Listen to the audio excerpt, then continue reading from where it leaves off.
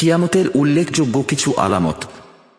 সময় সংকীর্ণ হয়ে যাবে, ইলম উঠিয়ে নেওয়া হবে, ফিতনা ফাসাদ বৃদ্ধি পাবে, কৃপণতা দেখা দিবে, সর্বত্র সামাজিক দ্বন্দ্ব, বিশৃঙ্খলা ও খুনখারাবি ব্যাপকভাবে দেখা দিবে। হত্যাকারী বলতে পারবে না কেন সে হত্যা করল এবং নিহত ব্যক্তি জানতে পারবে না কেন সে নিহত হল। মানুষ হবে পশু প্রাণীর ন্যায় জ্ঞানহীন। জ্ঞানহীন মানুষগুলোর নেতা হবে বোকা, জ্ঞানহীন ও ইতর শ্রেণীর মানুষ। ভালো ও নেককার লোকেরা পর্যায়ক্রমে একের পর এক চলে যাবে। আমানত বিনষ্ট হবে এবং কাজের দায়িত্ব অনুপযুক্ত লোককে দেয়া হবে। দাসী আপন মনিবকে জন্ম দিবে। মানুষ উঁচু প্রাসাদ অট্টালিকা তৈরি করে পরস্পর অহংকার করবে।